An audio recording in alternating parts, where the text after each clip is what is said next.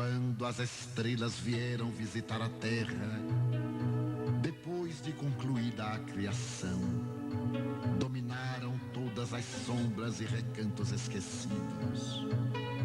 Terminando seu giro, retornaram ao veludo da noite e se engastaram nos lugares definitivos onde deveriam permanecer. Todas volveram, menos uma, por discreta determinação do rei do firmamento. E quando deram conta da sua ausência, os demais astros buscaram aflitos de longe. Então perceberam entre os sofredores e necessitados do mundo a sua luz faiscando em tom verde.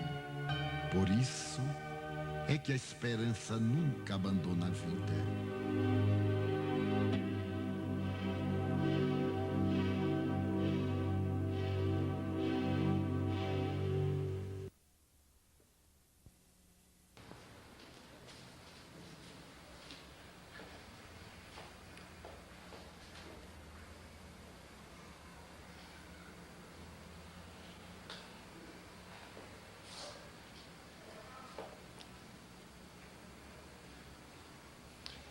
Salvador, 17 de setembro de 1992. Queridos irmãos de Portugal, que o Mestre Jesus nos abençoe e nos dê a sua paz. Vivemos um momento histórico dos mais graves do processo da nossa evolução.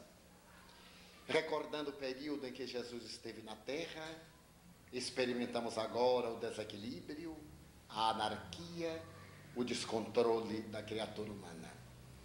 A política arbitrária do poder temporal estabeleceu regras no jogo das vidas em que a criatura humana permanece marginalizada, sem oportunidade de encontrar a sua realidade. As nações entredevoram-se. A geografia das comunidades vem experimentando a cada momento retaliação. Ontem, nos tempos do Cristo, o fenômeno era o mesmo. Havia dominação arbitrária do homem sobre o homem e o jogo das paixões subalternas. Roma administrava o destino do mundo, governando o Mediterrâneo e as civilizações que estavam próximas. Foi quando nasceu Jesus. A mensagem consoladora do Evangelho chegou à Terra no momento em que as criaturas mais dela necessitavam. Pairou sobre os corações uma perspectiva de paz. E a mensagem revolucionária de que ele se fez instrumento, até hoje, permanece como símbolo de uma nova era e a mais elevada psicologia transpessoal para o encontro da consciência. Repetindo-se a experiência político-social e econômica, nos dias que vivemos, aparece o Espiritismo. A mensagem de que Allan Kardec foi instrumento chega até nós, como um grito de alerta, como um lenço consolador de lágrimas. Prometido por Jesus, o Espiritismo atende a todas as exigências da admirável colocação do Mestre. Na sua feição de ciência, recebe agora o respaldo das academias. Na sua visão filosófica, equaciona os problemas existenciais do ser. Na sua expressão religiosa, elimina os dogmas e faz a religação da criatura com Deus sem a necessidade de intermediários. Este Consolador, que temos a honra de conhecer, e que nos chega no momento mais grave da nossa historiografia, liberta-nos do mal. Ao mesmo tempo, conclama-nos para a libertação das outras criaturas. Chama-nos para a modificação das estruturas do comportamento universal e enseja-nos uma visão de uma sociedade feliz, libertada de si mesma, aquela que foi preconizada como sendo a da Nova Jerusalém. Esses dias que antes pareciam distantes, encontram-se próximos. Neste apagar das luzes do segundo milênio, O homem contempla os céus e deslumbra-se com as estrelas. Olha para baixo e vê o Pantanal. Jesus, no entanto, significa-lhe o momento culminante, a estrela de primeira grandeza, que o ajuda a autocontemplar-se, planificando-se de harmonia. Com estas mensagens, que nos têm chegado do mundo espiritual, convidando-nos à vida, assumimos uma grave responsabilidade para com o nosso próximo. E neste momento, todos nós, que temos a honra de conhecer a verdade, deveremos dar-nos as mãos para o desempenho da tarefa que nos está assinalada. Desejamos que os queridos irmãos de Portugal, irmanados a outros países, Espanha, França, Inglaterra, implantem na Europa sofrida, na Eurásia desgastada, a mensagem de libertação da Era Nova. Aqui desejamos agradecer a afetuosa acolhida de que temos sido objeto no país dos nossos antepassados nos últimos 25 anos e exorar a proteção divina para que a mensagem que agora se instala em definitivo nos corações seja o antemanhã da felicidade humana. Abraçando-os em um enlaçar de emoções, desejamos que a paz e a felicidade predominem nos seus corações. Muita paz.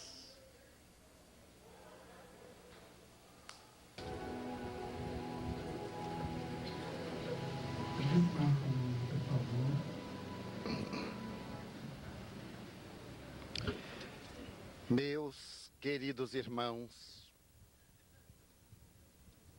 que o Senhor nos abençoe e nos dê a sua paz. A criatura humana sempre anelou pela conquista do espaço. Desde os primórdios da civilização, estava íncita na criatura desejosa de crescimento a conquista de espaços para a realização da sua plenitude. Inicialmente, o homem primitivo abandonou a intimidade da caverna para senhorear-se das regiões pantanosas. Havia nele uma sede de amplidão, olhando a natureza que se lhe apresentava hostil, os animais ferozes que o ameaçavam. Recorreu à solidão da caverna no instinto de proteção da vida. Posteriormente, no entanto, guiado pelo instinto gregário, abandonou a intimidade da cova para viver nas palafitas e ali poder aspirar à grandeza da vida, sentindo a necessidade de crescimento interior e ao mesmo tempo de desenvolvimento externo. À medida em que se lhe desenvolviam as aptidões intelectuais, abandonava a limitação do instinto e alargava os horizontes da inteligência. As margens agradáveis dos rios pareciam-lhe convidativas para reflexões mais avançadas, para realizações mais planificadoras. E, inevitavelmente, a sociedade passou a erguer-se nas grandes regiões agora banhadas pelas águas dos rios, e apareceram as notáveis civilizações do Egito, às margens do Nilo, da Índia, diante do Ganges, da Síria e da Babilônia, na Mesopotâmia, entre o Tigre e o Eufrates, e mais tarde Roma para senhorear-se do mundo, graças às regiões pantanosas do Lácio e ao mesmo tempo às águas generosas do Tíbere. Nesse momento em que a civilização agrária facultava-lhe uma visão mais ampla e o relacionamento entre as criaturas apresentava-se agora aturdido, eis que ele desperta para uma outra manifestação de instinto. A necessidade gregária levou a buscar outras tribos. A da conservação da vida desenvolveu-lhe o instinto da agressividade. E, naturalmente, a criatura primitiva foi jogada contra outras expressões raciais, em uma necessidade inevitável de predomínio, de governância, de dominação arbitrária, alargando as suas possibilidades de governo a privilégio da sua raça. Inevitavelmente aparece agora o período do bronze, e o homem tem uma visão mais ampla da humanidade. Inicialmente era a sua taba, a sua tribo, o seu conglomerado. A posteriori eram as demais raças. E inesperadamente descobre a civilização que está banhada pelo mar Mediterrâneo. É o período em que os fenícios abandonam o limite das suas terras e atiram-se ao mar. É o período da navegação grega, quando a alma grandiosa da Hélade tem necessidade de expandir o culto dos seus deuses, o pensamento da filosofia, a grandeza da arte, a mensagem da beleza. E, inesperadamente, a civilização atinge um momento de esplendor, o chamado período de ouro, sem que a criatura logre a plenitude da paz. Logo depois, aparece Jesus. A presença do poeta Galileu dá a dimensão indimensional da vida e fala de realidades metafísicas para as quais a criatura humana parecia não estar preparada. Conforme narra João, ele tem a oportunidade de decantar o reino dos céus, de falar da grandeza da vida depois da vida física. Porém, ele fala de uma realidade maior, apontando as estrelas mágicas que lucilam. Na orquestra sinfônica do Empírio, ele fala das casas de Deus, das muitas moradas, desses ninhos de bênçãos, dessas constelações de vida, que devem servir de berço à cultura, à civilização, pousadas do reino dos céus. E à medida em que o homem ganha espaço, e o Império Romano transforma a terra apenas em um burgo, sob a governança da águia imperial, imediatamente há um colapso da cultura e veio o período medieval. Novamente a humanidade parece regredir às suas bases, e no período do feudalismo tem-se a impressão que a humanidade é a Europa. Pequenos conglomerados que lutam uns contra os outros, feudos que se levantam para manter a hegemonia de uma raça contra a outra.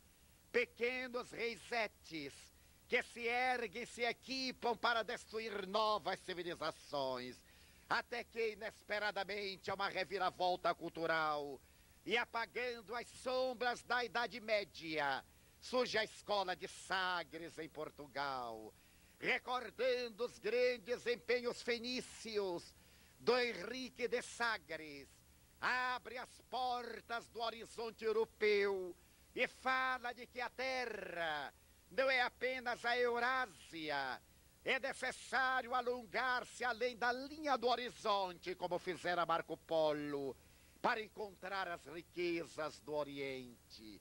Colombo entusiasma-se, abandona Gênova, oferece o seu ministério a várias cortes, e quando os reis católicos de Espanha empenham-se para que ele parta na direção do oeste, as suas recordações paligenésicas fazem-no avançar até descobrir a pequena ilha de São Salvador, que ele acredita ser as Índias, evocando uma viagem semelhante que realizara fazia 2000 anos, quando abandonara as terras longínquas dos países gelados e chegara pela primeira vez à América.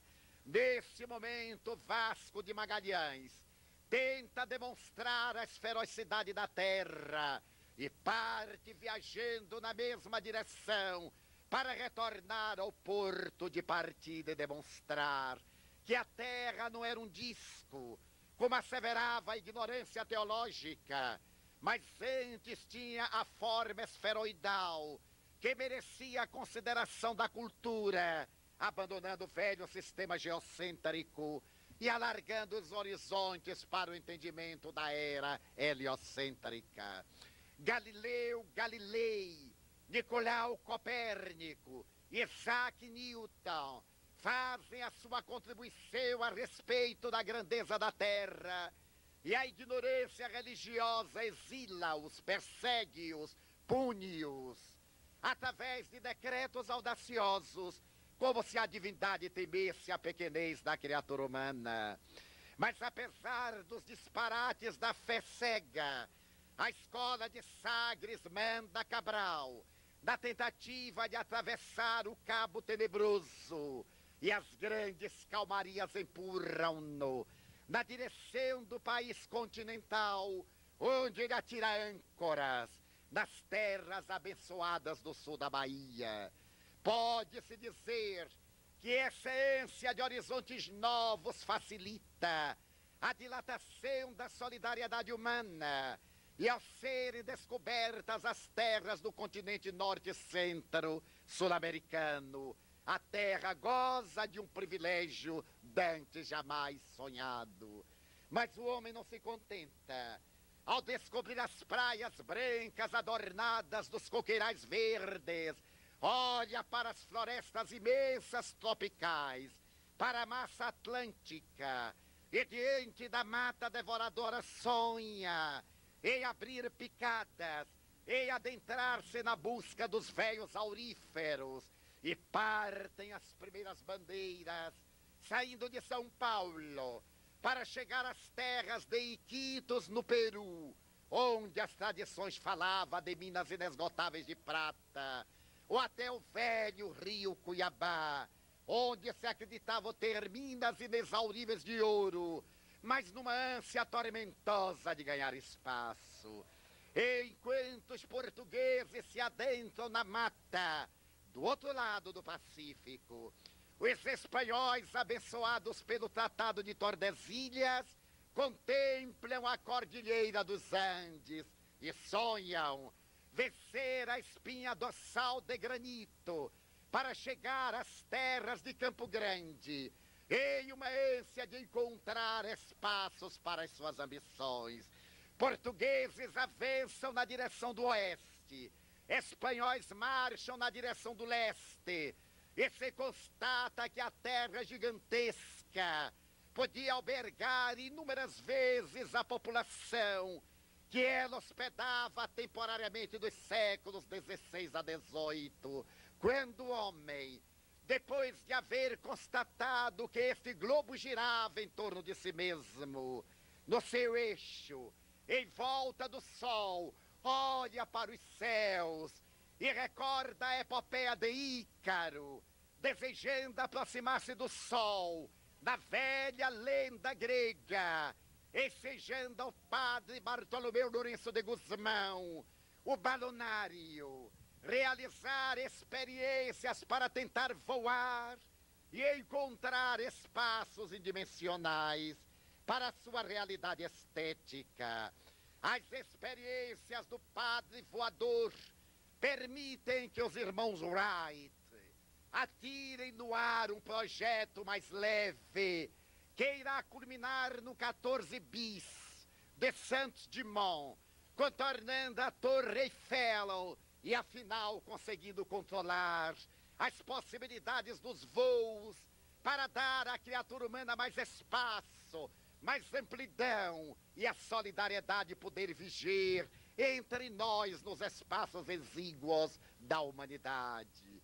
Da experiência de Alberto Santos Dumont, voando com um projeto mais leve do que o ar, até os aviões supersônicos, aos aviões invisíveis, e agora aos grandes projetos Columbus, que podem sair da terra na busca de outros céus, de outros mundos, voltamos a Jesus. E percebemos que aquela asseveração, na casa de meu pai há muitas moradas, é uma realidade hoje diante da luz da ciência, que se aliou à cibernética, à astrofísica, à biônia, para dar à criatura a dimensão de uma realidade transcendente, que o grande sábio Sri Aurobindo sintetiza numa frase: o homem moderno logra viajar com grande velocidade através da astronáutica, mas essa experiência ainda é um passo retardado na sua conquista intelecto-moral. Dia virá em que ele abandonará as naves espaciais, porque muito lentas, para viajar através da psiconáutica, abandonando o casulo carnal, evoluindo na direção da velocidade da luz e do pensamento, para penetrar no arcabouço da divindade e deslumbrar-se. Diante desta perspectiva, que lentamente se torna realidade graças às doutrinas psíquicas, parapsicológicas, a ciência espírita abre o seu leque de possibilidades e através da mediunidade demonstra que o arcabouço celular, longe de ser um escafandro limitante, é um instrumento que nos enseja momentaneamente mergulhar na atmosfera terrestre, sem impedir os grandes voos do psiquismo na direção da vida abundante. Oportunamente, Francisco Cândido Xavier, o apóstolo da mediunidade do século XX, entrevistado por um interrogador, responderia: a minha vida é peculiar, porque eu me encontro entre duas realidades. Movimento-me em dois mundos. Um mundo menor, que é o mundo físico, e um mundo maior, indimensional, que é o mundo espiritual. Sinto-me na realidade maior, com muito mais desembaraço e desenvoltura, do que na realidade menor, onde tenho dificuldade de verbalizar as ideias, de falar das realidades de Deus, e de cantar o hino de liberdade gloriosa em torno do ser imortal.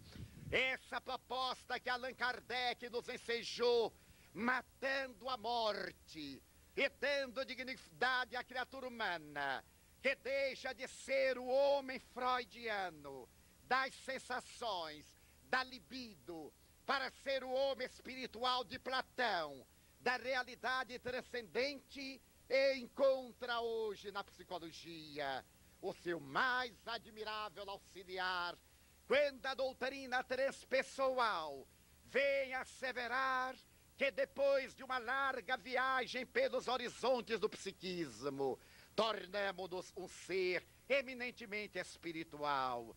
A matéria não é aquele invólucro que limita, é a condensação de energia que tem uma finalidade: reter-nos momentaneamente na atmosfera terrestre, para nos desincumbirmos de uma tarefa evolutiva. O ser verdadeiro é o espírito, que tem gana de espaço, que tem ambição de imortalidade e que anela pelo desdobramento das suas aptidões para poder adquirir a consciência crística.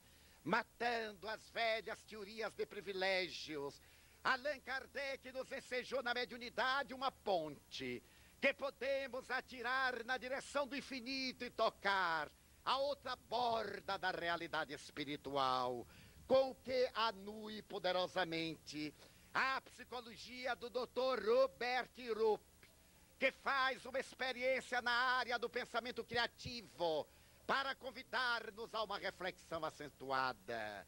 A partir da década de 1950, 1960, a denominada psicologia organicista, que havia estabelecido a vida começa na fecundação, e termina no momento da desoxigenação cerebral ou anóxia. Passou a receber uma revisão quando psiquiatras, psicólogos e psicanalistas deram-se conta que a matéria não era a causa da vida e que o cérebro não era o responsável pelo pensamento e os neurônios cerebrais não eram a base da consciência. A busca da consciência tornou-se a grande meta das ciências psíquicas. Será possível que a consciência sobreviva ao cérebro? Será que um cérebro pode viver sem a consciência?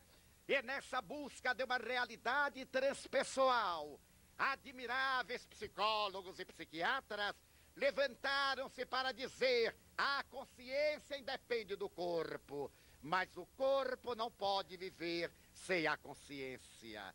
A primeira experiência foi em 1955 na cidade de Praga, quando um grande psiquiatra começou a experimentar o ácido lisérgico em esquizofrênicos.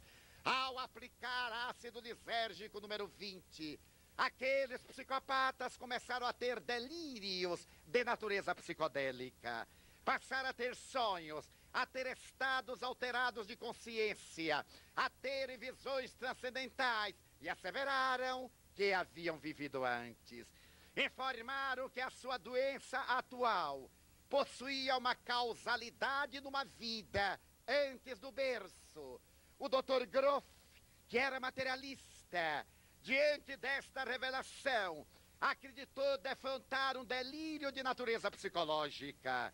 E numa tentativa de recuperar os seus doentes, ao invés de utilizar-se dos barbitúricos que estavam sendo aplicados, passou a usar um método de natureza religiosa, mística, denominado hiperventilação taoísta, que consiste em levar o paciente a respirar com celeridade como numa marcha, até fazer que o cérebro fique sem oxigênio momentaneamente, e ele, nesse estado de desoxigenação, abandone o estado alucinatório e recobre a consciência. O Dr. Stanislav Grof, depois de aplicar esse método simples, o ácido lisérgico no outros a hiperventilação, abandonou a cortina de ferro que era a Tchecoslováquia no bloco soviético e veio para os Estados Unidos, uma pequena cidade da Califórnia chamada Mesa Alta, que será mais tarde o centro do holismo universal. E ali travou contato com a doutora Elizabeth Kübler-Ross, a mulher que descobriu na ciência que a morte não mata a vida, que a morte cerebral não é o aniquilamento da vida inteligente, que teve a coragem de propor: se para nascer nós necessitamos de psicólogos, necessitamos de obstetra, de assistente social para morrer, também necessitamos de um líder religioso, de um psicólogo, de um assistente social, de pessoas que cerquem a pessoa que vai viajar, de conforto, de esperança, porque a morte não é o fim da vida. Para a doutora Kübler-Ross, a morte é apenas o término da evolução biológica, da disjunção molecular, mas não é o termo da vida real. E ela criou a ciência que deu o nome de tanatologia. Hoje, na Europa e na América, nos países desenvolvidos, cada paciente tem o seu assistente religioso, tem um psicólogo, tem um assistente social e tem pessoas voluntárias para prepará-los para morrer, para confortá-los, para dizer-lhes que a morte é uma porta de entrada na vida, que não deve levar saudades, nem mágoas, nem apegos. Morrer é abandonar uma veste gasta para poder planificar-se com as roupas psíquicas e comunicar-se depois no intercâmbio de tranquilidade. Ali ele conheceu Fritjof Capra, considerado um dos pais da física moderna, que, entre outras obras, traduzida ao português, deu-nos o tal da física e o ponto de mutação. mostrando que a física nuclear, depois de 6.600 anos de cultura, chegou às mesmas conclusões que haviam descoberto os místicos, os médiuns, os paranormais da humanidade.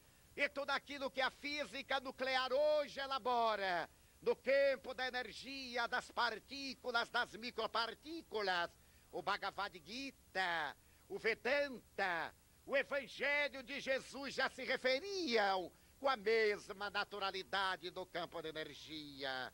Ali em mesa alta, ele travou contato com psicólogos notáveis como Tarde, Goleman, Walsh, Verley, que eram homens que acreditavam no ser espiritual, além da matéria, demonstrando que a matéria é destituída de espontaneidade e que a matéria é acionada pelo ser pensante que no momento em que dela se liberta, decreta-lhe a transformação molecular.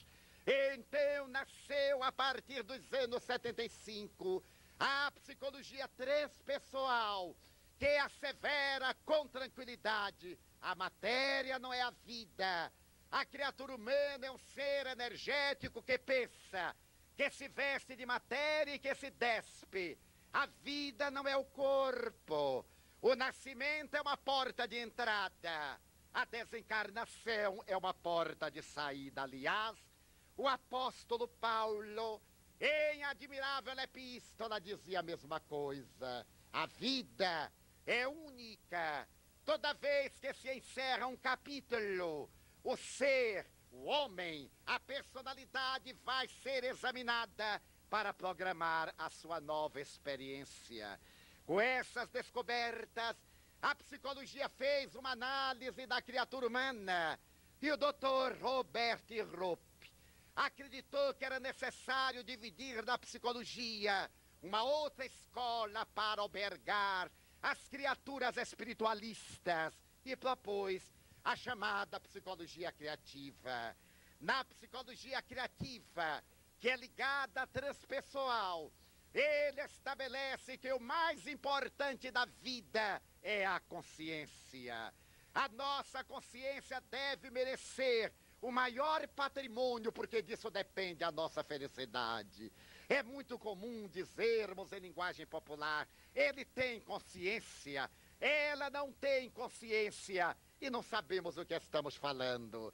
É tão notável essa conquista que veio confirmar a ciência espírita que Allan Kardec, da questão 621 do Livro dos Espíritos, já interrogava há 135 anos atrás, onde está escrita a lei de Deus.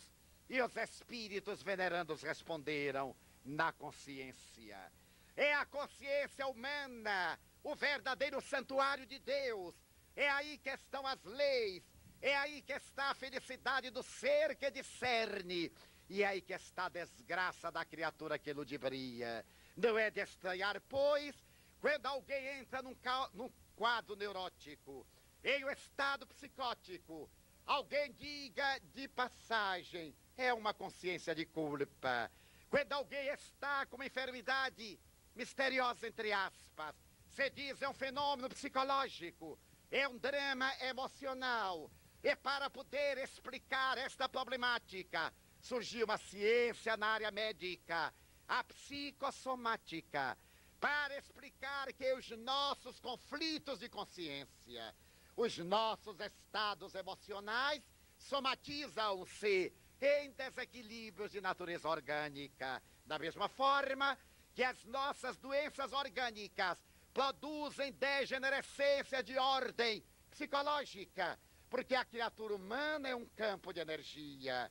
Toda vez que a cólera, o ciúme, a mágoa, o ódio bombardeia esse campo de energia, vem um fenômeno somático imediato, uma úlcera gástrica, que começa suavemente com indigestão, com perturbação cardíaca, com distúrbio intestinal, com derramamento de bilis no intestino, de causa eminentemente psicológica. É comum dizermos: quando eu tenho raiva, a boca me fica amarga. já é o efeito da bilis. Altera a raiva, desequilibra a harmonia do campo energético. E a glândula mística de natureza hepática derrama bilis no intestino e imediatamente sentimos a boca amarga. Não é da raiva, já é do efeito da raiva. É o primeiro passo para os quadros diarreicos, para os quadros dispépticos, para as futuras úlceras gástricas, tão típicas dos mafiosos e das pessoas desonestas. Os honestos também, de vez em quando, têm a sua pequena úlcera. Mas, em geral, a pessoa que vive em tensão terá sua úlcera de estimação. Eu trabalhei aqui no IPASE durante muitos anos, se é que funcionário público trabalha. Mas eu frequentei durante muitos anos e tive um chefe que me costumava dizer: Divaldo, a minha úlcera hoje está insuportável. Quando ele entrava, eu olhava para o rosto, eu sei que ele tinha tido uma noite mais movimentada, e ele dizia que era úlcera, era o meu dia de provação. Porque ele entrava e me dizia: hoje eu não estou para ninguém. Naquele período eu era oficial de gabinete. Hoje tudo mudou, não é que eu seja uma pessoa do tempo passado, mas é que tudo muda muito rápido. E para se falar bastante português, é necessário saber falar muito bem o inglês, senão não se sabe falar português. Hoje, a pessoa é public relation, que antigamente chamava oficial de gabinete ou relações públicas. Pois eu já fui esse negócio naquela época. E a função de public relation é sorrir e negar, deixando a impressão de que é, mas não é. E quando ele entrava e se trancava no gabinete, eu sabia que ele ia cochilar, mas os clientes não sabiam. Chegava um cliente e me perguntava: Divaldo, ele está? E eu digo: não, não está. Mas eu vi entrar. Eu disse: acaba de sair. Que era a tarefa.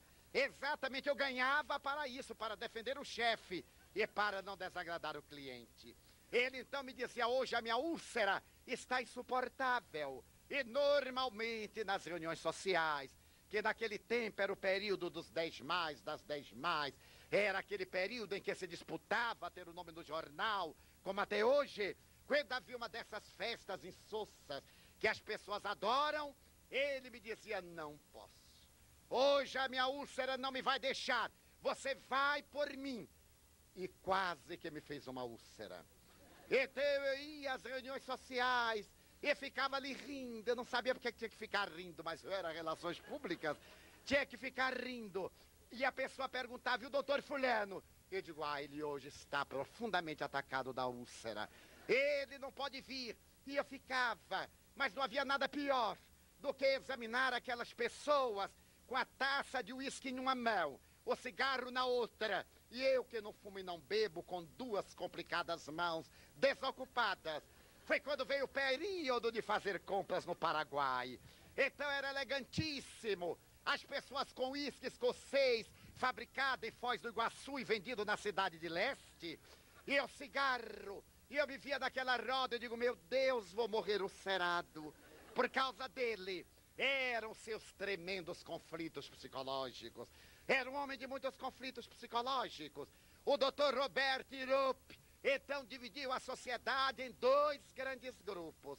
A sociedade das pessoas de consciência e a sociedade das pessoas ainda buscando a consciência. Ele estabeleceu que nós, criaturas humanas, transitamos em 5 níveis de consciências, nos quais nós nos vamos alojar nos próximos minutos. O primeiro nível de consciência, dizia ele, o ser mergulha na carne, e esse mergulhar é um sono. Viver na terra é encontrar-se no estado de sono, cujo primeiro nível é consciência de sono sem sonho. Isto é, a pessoa come, dorme, faz sexo, deseja coisa, mas não tem consciência. Pode estar em qualquer nível social, pertencer à família ilustre, até ter um título universitário. São os egocêntricos, as pessoas que acham que o universo existe porque eles existem. A cidade deve girar em torno deles. São pessoas mortas que respiram, cadáveres bem vestidos que cuidam do ego. É o primeiro nível de consciência. Consciência de sono sem sonho. Tudo o que fazem é a benefício de si mesmo. Se nós lhe dissermos, vamos hoje ao centro espírita, e o que é que eu ganho com isto? Vamos hoje ao teatro, o que é que eu vou ver lá de novidade? Vamos hoje fazer algo em favor da comunidade, a comunidade não merece. Então é o nível de consciência de sono sem sonho. E o Dr. Rope diz que sem saber explicar, a pessoa muda de nível de consciência. Essa mudança é a reencarnação. Depois de um período na consciência de sono sem sonho, a pessoa desencarna, desperta. E quando reencarna, já vem no outro nível. A consciência de sono com sonho. São as pessoas egoístas, já não são egocêntricas. São as pessoas que têm muito eu em primazia, mas que de quando em quando tem um rasgo de bondade. A pessoa diz assim, eu vou dar esta roupa velha lá pro Paulo Estevão, já que não presta mais, eu vou dar. Porque é a pessoa que joga fora, nem dá. Às vezes telefonam para a Mansão do Caminho. Eu tenho uns móveis lindos que eu queria dar. Mande buscar para desocupar o porão, porque nós compramos mobílias novas e tal. No começo eu me entusiasmava, até eu ia também no caminhão. Quando chegava, era para desocupar o porão que a pessoa queria alugar. E era só bicho. Então nós pegávamos, levávamos na Cana Brava. E a pessoa telefonava depois, gostou, Divaldo? Da caridade, eu digo, gostei, Deus lhe abençoe. Porque eu é que tinha feito a caridade de desocupar. É o segundo nível. Mas a pessoa já tem um desejo de servir. Já dá. Quanta gente diz, se eu hei de jogar fora, então eu dou. Já é uma bondade, um pouquinho atrasada, mas já é o começo. É o segundo nível de consciência. A consciência de sono com momentos de despertar. A pessoa tem vislumbres, mas gosta do período de sono. Ele se adaptou a viver comodamente. Tanto pode ser numa tasca, como pode ser num palácio. Porque ele não discerne desde que esteja bem, tudo está muito bem. Inevitavelmente passa para o terceiro nível de consciência, o terceiro patamar, que é a consciência de sono acordado. É a pessoa que descobre que a vida não é apenas o eu. Ninguém é feliz a sós, só os esquizofrênicos. Todo indivíduo que se aliena faz o seu mundo interior. E a sua é uma felicidade autista. É uma felicidade masoquista. É um estado patológico. Porque é da lei esta busca, o instinto gregário, a comunidade. Ninguém pode viver isolado numa ilha. Esse estado de alienação é o estado torpe de desequilíbrio. Nesse terceiro nível de consciência, nós compreendemos que a nossa felicidade decorre da felicidade de alguém. Então já temos aqueles surtos de afetividade. Já amamos, já nos interessamos por alguém sem desejo de receber resposta. As pessoas não valem o que têm, valem o que são. É muito comum nos interessarmos pelo que as pessoas possuem, cercarmos as pessoas ricas de bajulação. E quando estão idosas, cercamos de carinho, pedindo a Deus que morra logo. E se demora de morrer, ai meu Deus, como é tormentoso tomar conta desse doente, coitado, que está sofrendo tanto e não morre para me aliviar. Então, no terceiro nível, a gente já tem esse sentimento de solidariedade humana, de ensejar a pessoa a felicidade, de repartir. No nível anterior, todo mundo quer compartilhar. Eu comparto da sua alegria, eu comparto da sua mesa, eu comparto da sua casa, mas eu não reparto nada. No terceiro nível, a gente já reparte um sorriso, uma palavra, alguma coisa, uma notícia. Não é necessário dar objetos para o terceiro nível, basta compreender a necessidade de dar-se. Nesse terceiro nível, automaticamente vai para um patamar superior, que é a transcendência do eu. A pessoa descobre que a sua vida tem um significado, tem um sentido. Nós estamos na Terra para alguma coisa. E perguntamos-nos o que é que eu vim fazer aqui.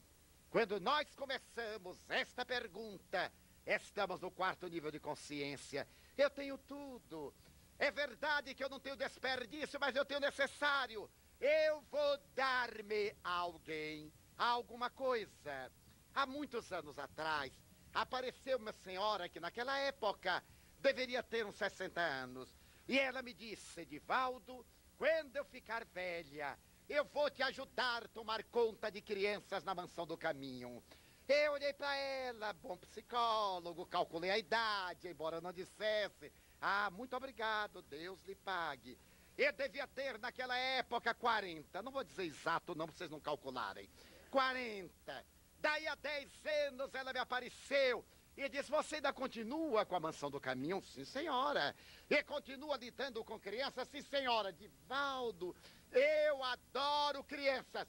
Quando eu aí olhei para ela, ficar mais velha, eu irei te ajudar na Mansão do Caminho. Ela já estava com 70. Eu sorri. E há 3, 4 anos atrás, encontrei-a em uma palestra. Ela já estava com os 80. Ela me disse: Edivaldo, está chegando a hora de eu ir te ajudar a cuidar de crianças. Tu me recebes lá? Eu digo: sim, senhora. Mas quando a senhora for, leve um médico e uma enfermeira. Para quê? Eu digo: para tomar conta da senhora. Porque aos 80 anos, minha irmã, ninguém aguenta tomar conta nem de si, quanto mais de crianças. Aos 80 anos a gente é o tetravô, tetra, para ela não se iludir. É aquela vozinha que as crianças dão a Deus de longe. Era 2º nível de consciência. Ela gozou 80 anos e agora quer que alguém tome conta dela. Eu sorri, ela diz: mas Edivaldo, será que lá não tem assim um lugarzinho agradável? Uma casinha para eu ficar? Eu digo: tem. Com mais de 2.500 crianças em volta. Eu disse: vá de reto, vê lá se eu vou aguentar. Tenta o menino, tenta o barulho. Eu digo: barulho lá, graças a Deus, é o que não falta. Então, no 4º nível de consciência, da transcendência do eu, nós já queremos fazer algo, temos pressa. O Evangelho diz: eia, adiante. A gente parece que não se satisfaz com o que faz. A vida adquire uma tonalidade rósea. Problemas são fenômenos biológicos, acidentes de percurso.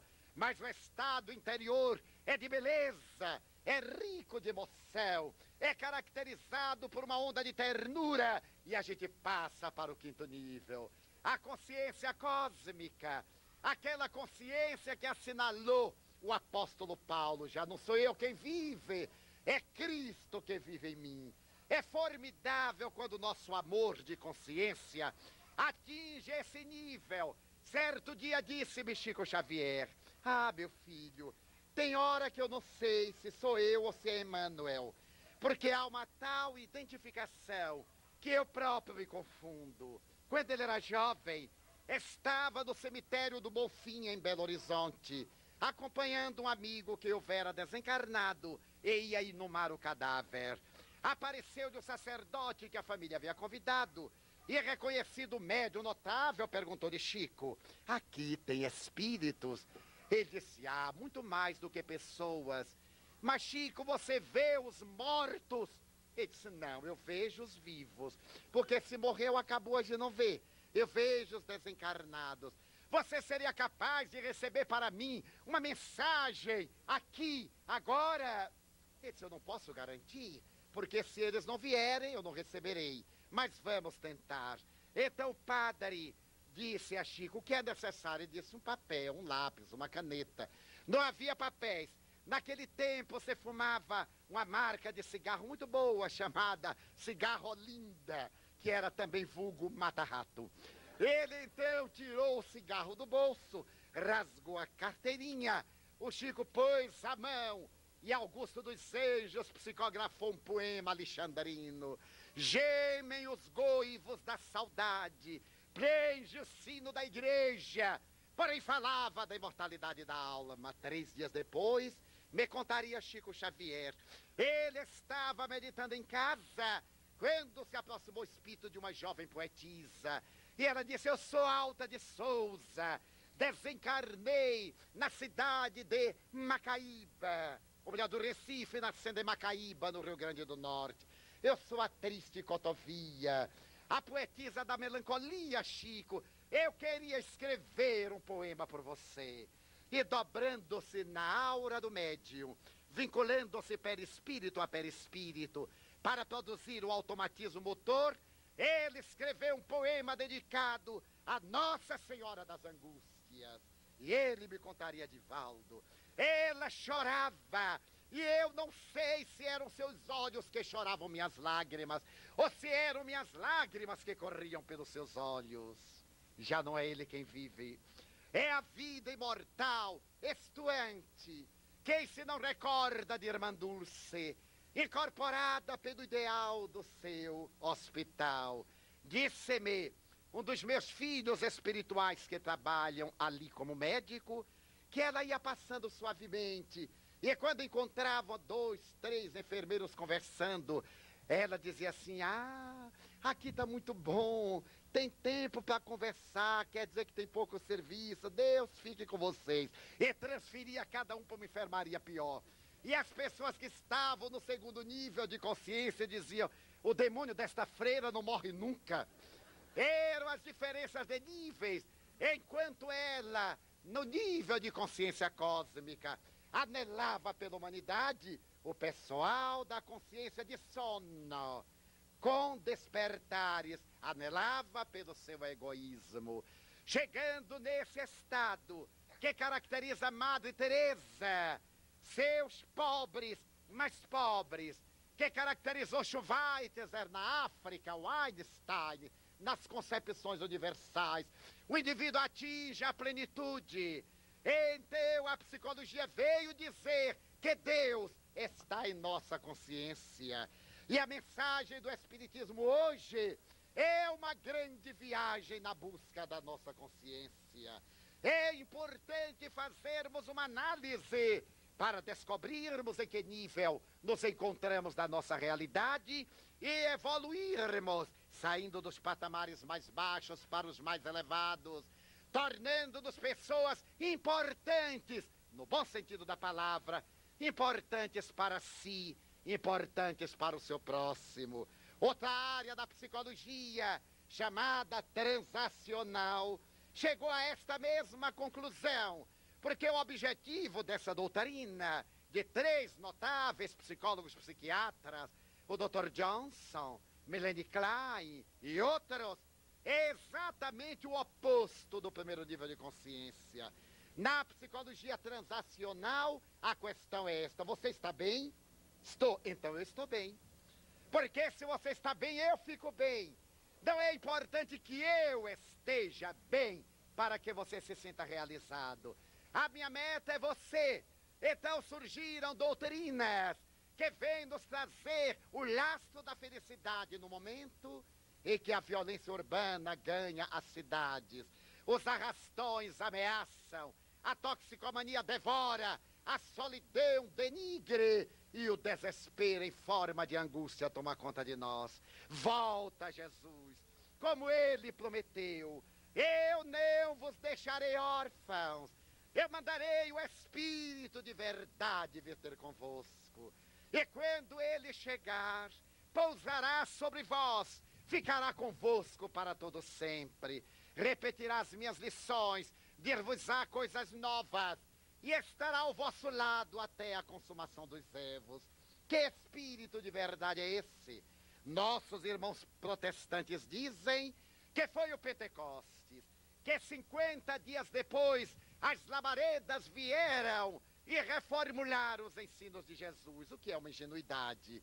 Se a sociedade não tinha capacidade de o entender diretamente, 50 dias depois poderia ter um nível de consciência para entender o significado profundo da comunicação espiritual? Jamais, e tanto sim, que narram os Atos dos Apóstolos, que no momento em que eles começaram a falar idiomas que não eram seus idiomas, As pessoas que ali estavam começaram a dizer: Deus meu, eles têm mosto, isto é, estão embriagados, tomaram aquele resto da uva, o mosto da uva, que produz o estado de embriaguez, e não entenderam a mensagem da imortalidade. Foi o Espiritismo, o Consolador, que veio agora alargar-nos os horizontes imensos da vida, dar-nos uma visão de realidade e cantar em nossas almas o hino de grande ternura e de felicidade. Nos Estados Unidos, há cerca de 40 anos atrás, na Universidade Johns Hopkins, um grupo de psicólogos foi colocado para examinar, num bairro de negros de Washington, qual seria a perspectiva de vida de 200 crianças que moravam ali. Os psicólogos estudantes foram e examinaram que eram pardieiros abandonados, como nossas favelas. As mães eram mulheres iludidas, os pais eram ébrios, usavam drogas, alcoólicos. E depois de examinarem 200 crianças, fizeram o diagnóstico. Dessas 200, 190, dentro de 20 anos, estarão na cadeia. Serão todas bandidos confessos.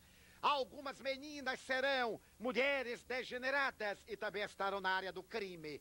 Apenas 5% lograrão uma vida razoável.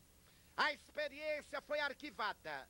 22 anos depois, um outro professor de psicologia, examinando os arquivos da universidade, encontrou a experiência inconclusa, porque foi feita a tentativa, mas ninguém avaliou. Ele tirou os dados estatísticos, pegou a pesquisa e chamou 20 jovens estudantes de psicologia e disse-lhes: aqui está, vamos ver se a psicologia tem dados exatos. Nós temos os testes de Binet-Simon, os testes de orientação profissionalizante, os testes de relacionamento de trabalho, testes psicológicos. Vamos ver se eles são exatos. Tentem descobrir essas crianças, que agora são adultos, que medeiam entre 26 e 30 anos. Eu quero saber se 90% desses meninos, hoje homens, estão nas penitenciárias.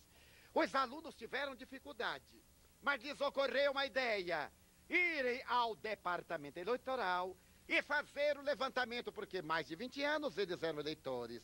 Foram ao setor de estatística e conseguiram os endereços de 192.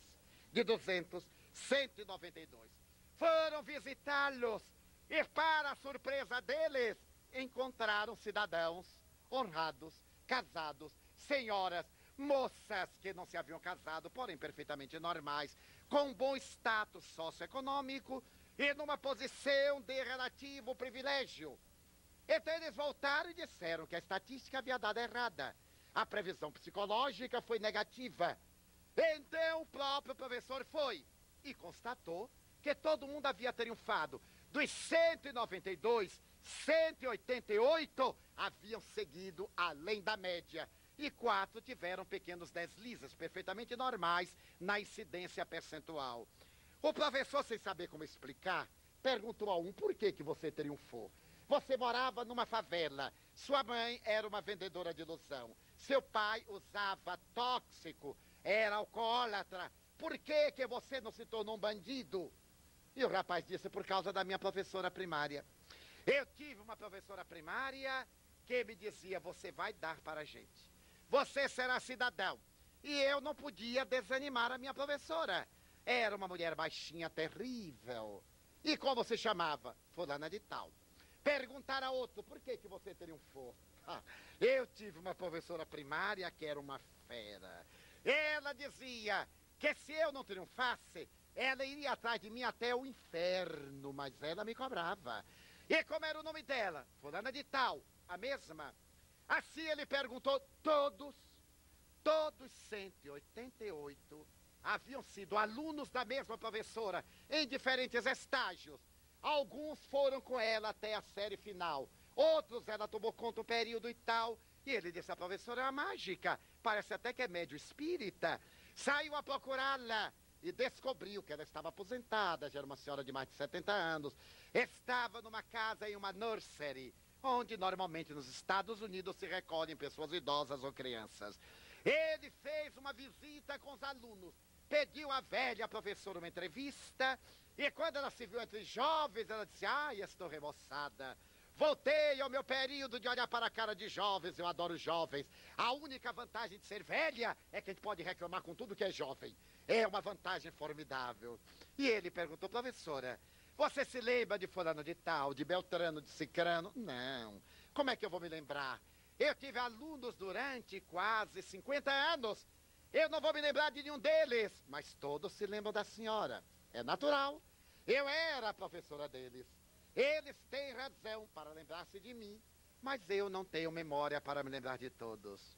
Professora, queremos uma resposta honesta. Narraram a experiência, e agora, quando nós fomos fazer a avaliação, todos eles, quase a 90%, são triunfadores, e todos dizem que a culpa é da senhora. A senhora é responsável pelo seu êxito. Nós desejamos saber o que é que a senhora fez, qual foi a magia, como é que a senhora conseguiu que eles dessem para a gente. Ela disse: eu me lembro daqueles negros. Foi um largo período que ensinei em Washington, havia discriminação racial. Eu me lembro deles. Quando eles entravam na sala na maior desordem, eu punha as duas mãos nos quadris e diziam: vocês já são perseguidos. Todos dizem que negro não vale nada. Vocês vão provar que não vale nada mesmo? Ou vão desmentir a calúnia, o preconceito, a maldade? Vou dizer uma coisa a vocês. Se eu descobrir que algum de vocês não deu para nada, eu posso estar no inferno. Eu peço licença a Satanás e venho dar uma surra em qualquer época. E quando eles me quebravam a vidraça, quando eles me jogavam bola de papel, botavam no colo e diziam: hoje eu não vou dar a surra. Mas na hora que eu lhe pegar, eu lhe arranco esta pele e ponho para secar num tamborim. Eu apliquei com eles uma receita que está esquecida na terra. Diga qual foi a receita, professora. Ternura. Eu apliquei a ternura. Eu sorri para eles. Passei-lhes a mão na cabeça. Enquanto todo mundo reclamava, eu sorria. Eu ameaçava. Quem ama, ameaça. Eu falava horrores, sorrindo. E eles diziam: ela está mentindo, a velha está caduca, ela está mentindo. Então a minha receita foi ternura. Na hora em que colocarmos ternura na terra, o mal baterá em retirada. Esta lição de ternura, a doutrina espírita já nos fala há 135 anos. Fora da caridade, não há salvação. Para o nu, a caridade é uma roupa. Para o doente, é um vidro de remédio. Para o sedento, é um copo com água. Para o desesperado, é uma palavra de conforto. Mas para todos nós, a maior caridade é o amor. É a fraternidade, é a ternura. É olharmos para alguém e darmos a sensação que lhe amamos. Somos todos tão desamados. Sentimos-nos desamados. Vivemos desamados, porque aqueles que nos amam também querem ser amados. E nós dizemos que sofremos de carência. A solução para a carência é esta: ame, doe-se, faça algo por alguém. Disseram-me há poucos dias: eu estou tão desesperado. E eu disse: vá consolar alguém. Mas eu necessito de consolo. Então console. Porque você sabe quanto é importante a palavra: dê-a a alguém e você se consolará. Há uma pessoa que está com processo psicológico de desajuste. Eu disse: aplique passes. Mas eu estou necessitando. Então comece a dar.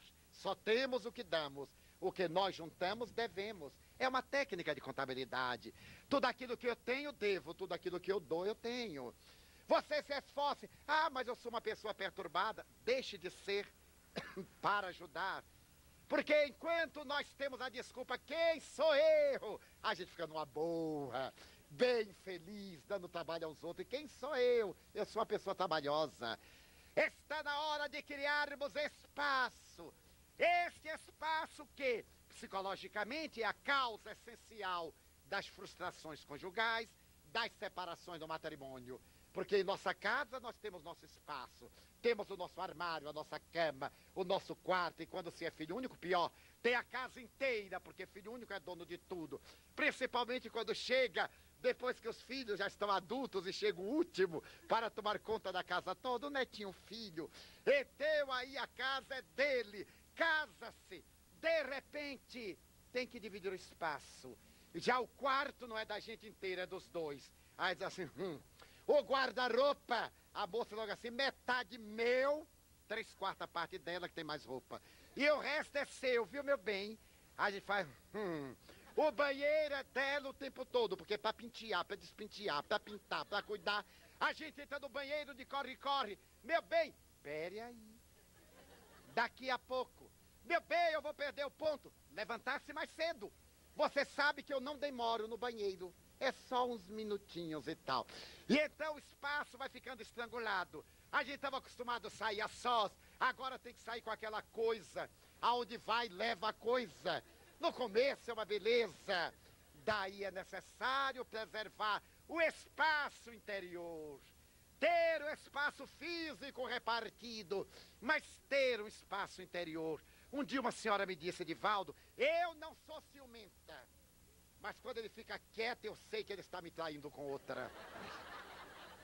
Eu disse, a senhora não é ciumenta. Se fosse, eu controlava a cabeça dele. Eu controlo o que posso, mas não consigo entrar naquela cabeça.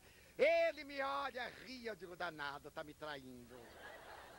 É necessário manter o espaço interior para falar com Deus, para viajar na direção de Deus, porque a terra nos oferece um grande espaço. Temos hoje o espaço sideral, o infinito, e nos sentimos tão esmagados. Então Jesus voltou, através dos bons espíritos, através da mediunidade que é pouca, como estrelas luminíferas, em toda parte, aqui, além, ali, para que não haja lágrimas que não sejam consoladas. Os médiuns de hoje são os antigos profetas, agora em roupa nova, companheiros de luta que merecem nosso carinho, médiuns que somos quase todos nós, que poderíamos fazer uma viagem a nosso espaço interior para dizer, Senhor, utiliza-me de mim, faze de mim instrumento da tua paz. Leva-me a ser luz na sombra, a ser paz no conflito, a ser esperança no desequilíbrio, a ser coragem na tibieza. Ajuda-me a viver, porque a própria morte é uma libertação. A mensagem da ciência espírita, provada em laboratório, tem efeitos filosóficos em nosso comportamento. Alguém não gosta de mim? O problema é da pessoa, não é meu. Todo mundo que não gosta da gente fica irritado e a gente numa boa. Você já viu as pessoas que nos detestam, como nos olham, torcem a cara, fazem careta, e a gente é tranquilão. É o lindo sonho de uma fábula de La Fontaine, que um sapo estava na borda da lagoa e chegou um vagalume e começou a brilhar. O sapo, com inveja, derramou bafio e baba pestilenta sobre o vagalume e disse, eu te apaguei a luz. O vagalume bateu as asas, voou e disse, no entanto, continuo brilhando. E o sapo continuou no chão. Se alguém nos odeia, pior para ele, não entremos na dele. Devolvamos o ódio com uma vibração de ternura. Porque todo mundo que odeia está de mal consigo. E quando está de mal consigo, está doente. Ao invés de revidar, merece a compaixão. O Espiritismo é a mensagem da era nova, da psicologia nova, da filosofia nova. É a mensagem do próprio Cristo, dizendo baixinho, sine te parvulus, venire ad me, ó vinde a mim, todos vós, que estáis cansados e aflitos, eu vos aliviarei, tomai sobre vós o meu fardo, recebei o meu jugo e aprendei comigo, que sou manso e humilde de coração. Leve meu fardo, suave é meu jugo, vinde a mim, eu vos consolarei. Agora, quando temos tantas aflições, nesta pausa no contato da natureza, Digamos, meu Deus, neste espaço imenso que não logramos preencher, abre-nos os espaços da alma para falar contigo e podermos dizer-te que amamos a vida, que para nós é bela e é consentida. Muito obrigado, Senhor, pelo que me deste, pelo que me dás, pelo ar, pelo pão, pela paz. Muito obrigado pela beleza que os meus olhos veem no altar da natureza, olhos que fitam o céu, a terra e o mar, que acompanham a ave ligeira que corre fagueira pelo céu de anil e se detém na terra verde salpicada de flores em tonalidades mil. Muito obrigado, Senhor, porque eu posso ver meu amor, mas diante da minha visão pelos cegos eu faço uma oração, porque eu os vejo na treva, na escuridão, tropeçando na solidão. Por eles eu oro e a ti eu imploro comiseração, porque eu sei que depois desta vida, na outra lida, eles também enxergarão. Muito obrigado pelos ouvidos meus, que me foram dados por Deus, ouvidos que ouvem o tamborilar da chuva no telheiro, a melodia do vento nos ramos do arvoredo, a música que vai aos ouvidos do mundo inteiro, ouvidos que ouvem a música do povo que desce do morro na praça cantar, a melodia dos imortais que a gente ouve uma vez e não esquece nunca mais, a voz melodiosa canora melancólica do boiadeiro e a dor, o sofrimento do mundo inteiro. Pela minha faculdade de ouvir, pelos surdos eu te quero pedir. Eu sei que depois desta dor no teu reino de amor eles voltarão a ouvir. Muito obrigado pela minha voz, mas também pela sua voz, pela voz que ama, que canta, que declama, que ensina, que alfabetiza, que ilumina, pela voz que balbucia uma canção e que o teu nome profere com sentida emoção. Diante da minha melodia eu quero rogar pelos que sofrem de afasia, os que não cantam de noite, os que não falam de dia. Oro por eles, porque eu sei que depois desta prova na vida nova também cantarão. Muito obrigado pelas minhas mãos, mas também pelas mãos que aram, que semeiam, mãos que agasalham, mãos de amor, mãos de ternura, que libertam da amargura, mãos de caridade e de solidariedade, mãos que apertam mãos, mãos dos adeuses, que limpam feridas, que enxugam lágrimas e dores das vidas, pelas mãos de psicografias, de sinfonias, pelas mãos de cirurgias, de poesias, pelas mãos que atendem a velhice, que socorrem a dor, pelas mãos que atendem o desamor, pelas mãos que no seio embalam o corpo de um filho alheio sem receio, e pelos pés que me levam a andar sem reclamar. Muito obrigado, Senhor, porque eu posso andar. Diante do meu corpo perfeito eu te quero rogar, porque eu vejo na terra infelizes, aleijados, marcados, deformados, imobilizados, desesperados, e eu posso bailar. Oro por eles. Eu sei que depois desta expiação, na outra reencarnação, eles também bailarão. Muito obrigado pelo meu lar. É tão maravilhoso ter um lar, mas não é importante se este lar é uma mansão, ou uma tapera, uma favela, um ninho, um grabato de dor, uma casa no caminho. É importante se dentro dele existe a figura do amor, de mãe ou de pai, de esposo ou de marido, de filho ou de irmão, a presença de um amigo, de alguém que nos dê a mão, pelo menos a companhia de um cão, porque é triste viver na solidão. Mas se eu a ninguém tiver para me amar, nem um teto para me agasalhar, nem um amigo para me acompanhar, ou uma cama para repousar, nem aí eu me desesperarei, nem reclamarei. Pelo contrário, eu te direi: muito obrigado, Senhor, porque eu nasci. Muito obrigado porque eu creio em ti, pelo teu amor. Muito obrigado, Senhor. Muito obrigado.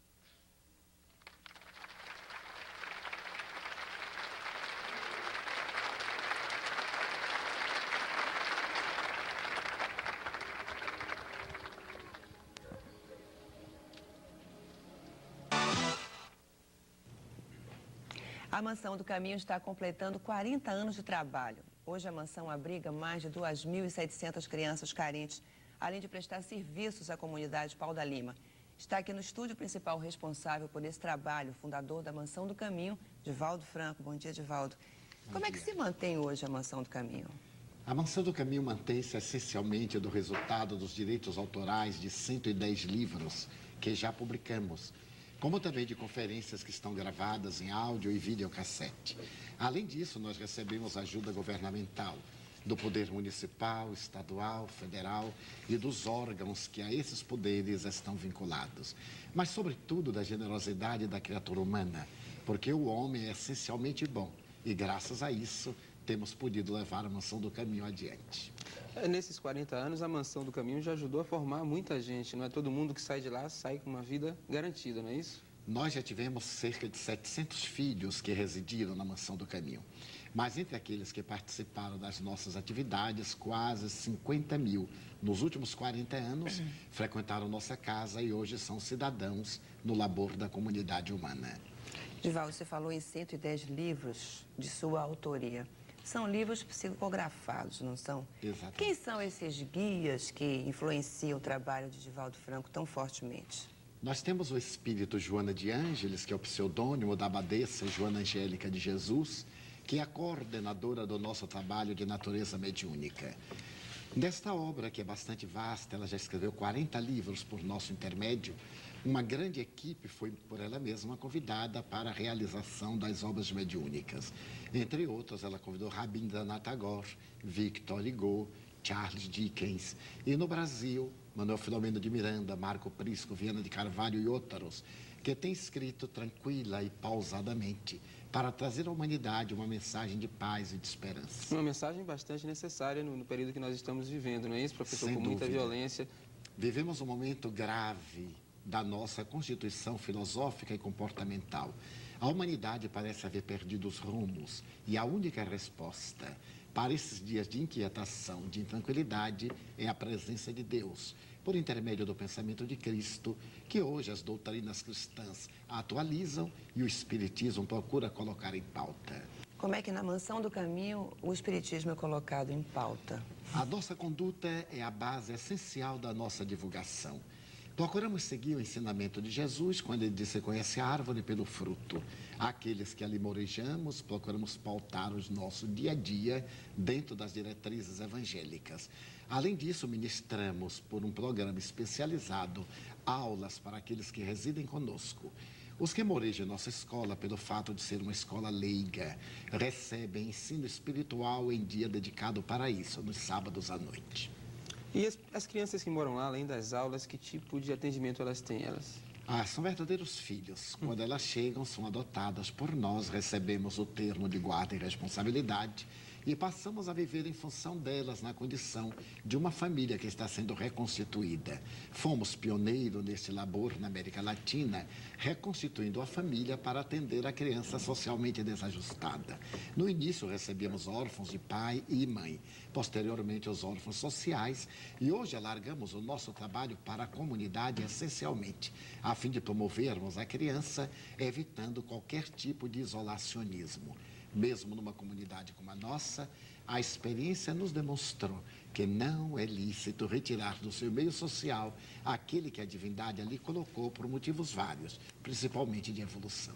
A caridade pode ser considerada, vamos dizer, a principal característica, o principal mobilizador do Espiritismo? Sem dúvida.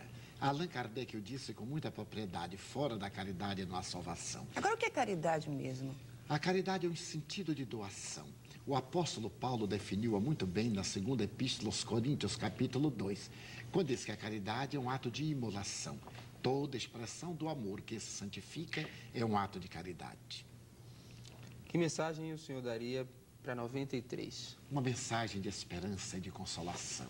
Apesar de o homem parecer neste momento profundamente aturdido diante de tanta calamidade, vale a pena confiar no bem, perseverar no amor e cumprir com seu dever, fazendo a parte melhor que lhe cabe, a fim de que o seu futuro seja resultado dessas ações. Não é preciso buscar a fé? Buscar a fé é essencial, Porque sem esse grande contributo interior que se constitui uma estrela em plena noite escura, o homem segue um rumo de desequilíbrio. O senhor acha que muita gente está buscando hoje a religião, muita gente está se voltando para essa procura, mas ainda falta muito. O que é preciso? Mais sofrimento? Não necessariamente. A dor é a presença de Deus pela falta do amor. Quando o homem não consegue encontrar o amor como diretriz única para a autoplanificação, o sofrimento adverte-o na condição de educador enérgico que o chama para uma revisão de postulados, uma mudança de conduta.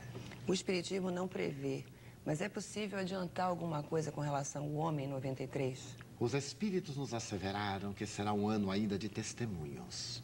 As grandes transformações são lentas. Aquelas de caráter ético-moral são também muito demoradas. Não obstante, raia madrugada nova. E com isto a chegada da luz. Então é possível se ter esperança e otimismo para 93? Devemos tê-los e trabalhar para concretizá-los. Obrigado pela sua presença. Hoje aqui foi um prazer recebê-lo. Muito obrigado.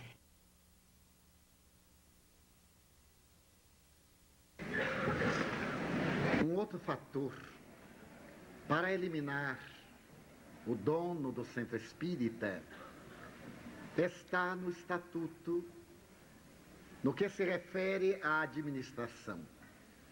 O centro espírita deve realizar sessões de Assembleia Geral, ordinárias e extraordinárias. As assembleias ordinárias para a prestação de contas, eleição e posse de cada diretoria. E as extraordinárias para resolver problemas pertinentes, alteração de estatutos, atendimentos de casos específicos que devem ser tratados diante do próprio regimento interno e externo, graças ao que estabelecemos um modus operandi muito próprio para que a casa possa progredir, porque a melhor visão de uma pessoa, por mais amplitude que tenha, tende a limitar-se na capacidade da pessoa. Daí o centro espírita deve passar por uma dinâmica operacional periódica, porque mais pessoas atuando na casa espírita e trazendo a sua contribuição, oferece esse número maior possibilidades de amplitude ao próprio trabalho, em profundidade e em superfície. Está havendo em nossos arraiais uma preocupação que nos parece perturbadora e antidoutrinária. A preocupação da quantidade das pessoas. Está havendo uma preocupação de dizer-se assim, mas nossa casa está entupida. Já não tem mais onde botar pessoas. Seria de perguntar, se tornaram-se espíritas? Ou são aquilo que Allan Kardec chama os adeptos, os simpatizantes, os frequentadores, mas não os membros da comunidade? E para que a nossa casa possa atender essa grande programática, e para que ela venha a competir e cresça em superfície, nós começamos a abrir mão dos deveres para permitir a malversação dos conteúdos doutrinários. Então, o que se dá? Começamos a permitir que graçem crendices, superstições, cultos e terapias alternativas que não tem nada a ver com o espiritismo. Está havendo insensivelmente um direcionamento equivocado da atividade espírita para o efeito em detrimento da análise da causa. Sabemos que as enfermidades têm procedências kármicas, ou na linguagem de Allan Kardec, têm razões de causa e efeito. Logo, para que essas enfermidades sejam minimizadas ou solucionadas, faz-se indispensável a renovação do paciente. Qualquer recurso terapêutico ajuda a quem se ajuda. Está havendo agora um modismo com terapias que a sociedade está trazendo para ajudar o homem mas que não são pertinentes à casa espírita. Cristalterapia, cromoterapia e outras terapêuticas, mineralterapia, sonoterapia, desviando-nos completamente da finalidade precípua para a abordagem de problemas de saúde sem responsabilidade transformadora moral. Conhecemos diversas casas sem crítica de minha parte. Primeiro, que não é essa a finalidade. Mas como estamos entre líderes, trabalhadores e diretores de casas espíritas, daí a razão do seminário específico, vamos examinar nossos problemas e nossas dificuldades, sem bater palma que tudo está certinho para agradar. Ninguém tem dúvida dos benefícios da cromoterapia. Ninguém nega a radiação dos cristais e dos metais, desde Mesmer, em 1785, até as grandes experiências realizadas hoje pelo magnetismo, pelo hipnotismo, pelas terapêuticas psicológicas, pela psicologia transpessoal. Mas entre considerá-las válidas e trazê-las para a nossa casa, desviando-nos do labor doutrinário, é um engenho para adquirir adeptos, mas não para servir a doutrina espírita. Porque da mesma forma que abrimos uma área de cromoterapia em nossa casa, o materialista também aplica cromoterapia. Aquele que tem uma clínica de terapias alternativas aplica com rendimentos, pagando-se. A nossa terapêutica é específica. É a fluidoterapia do passe, da água magnetizada, da desobsessão. Mas é, acima de tudo, da transformação moral do paciente esclarecido. Quando ele se dá conta que necessita da transformação moral, ele começa a trabalhar pela sua própria saúde. Pois que, do contrário, o indivíduo muda de doenças. Ele fica bom desse problema, mas incide naquele, porque ele é devedor. E nesse sentido estamos chegando a absurdos. Uma pessoa me disse, eu estava um dia com uma camisa vermelha, muito própria, aliás, para a minha idade. E a pessoa me disse, Divaldo, não use vermelho. Eu pensei que era uma questão de idade ou de estética. E eu disse, mas eu gosto tanto. Ah, mas não lhe fica bem. Eu disse, mas eu acho que fica bem, e eu visto porque eu gosto. Ah, mas vai lhe adoecer. Porque o vermelho é uma cor quente que faz uma degenerescência pulmonar. Eu digo, ah, sim, mas eu vou vestir vermelho porque eu tenho um pulmão de aço inoxidável. E continuei vestindo vermelho.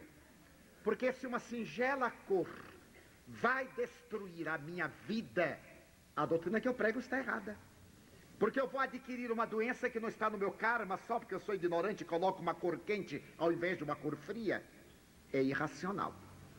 E o Espiritismo é uma doutrina profundamente racional. Então, porque eu coloco determinada cor suave, terapêutica, eu vou ficar bom, continuando a dívida, então a doutrina está errada. Eu tenho que abandonar a doutrina e seguir essa nova moda. É óbvio que eu aceito que essa terapêutica contribui para minimizar a dor e até para ajudar, porque o Senhor é de misericórdia, não é de cobrança. É de amor, não é de punição. Mas o que eu devo é ter que resgatar. Se não nessa doença, noutra. Se eu não morrer de AIDS, morro de gripe, e daí morri da mesma forma. Qual foi a diferença? Ninguém desencarna de bem-estar e de excesso de saúde. Desencarna de falta de alguma coisa. Então a nossa tarefa é especificamente espírita. Eu tenho ido a centros espíritas que têm tudo, mas não tem espiritismo. E então me diz assim, aqui nós lemos as obras de fulano de tal, do médium tal, do qual nós lemos as obras. E o pobre do Kardec não é nem conhecido, às vezes até eu testo. Como era mesmo o nome dele? Aliás, é um nome bastante enrolado aqui para nós. Como era mesmo o nome de Allan Kardec? Ah, eu não sei. Não é quem tem que ser o intelectual, mas por uma medida de gratidão. Hipólito, Leão, Denisard, Rivaio. Não custa a gente memorizar o nome daquele homem que nos libertou da ignorância. que foi o portador do mestre, que trouxe esse tesouro, o embaixador, guardar o nome. Quais foram os livros que ele publicou? Qual é o conteúdo desses livros? Mas a pessoa tinha ali uma série de obras mediúnicas, obras respeitáveis e muito boas, mas que o público comum não poderia lê-las e entendê-las porque não conhecia a base da doutrina. Esse edifício está de pé por causa das bases ocultas. Se ele não tiver alicerce, é claro que ele vem a ruir. E Allan Kardec é a base. Como é que eu posso entender de nosso lar sem acreditar na imortalidade da alma e na comunicabilidade do espírito? Como eu poderei conceber os aeróbos, o parque das águas, se eu não tenho a menor ideia de vida espiritual, de ectoplasma, de ideoplasma, dos campos de força, da constituição do universo?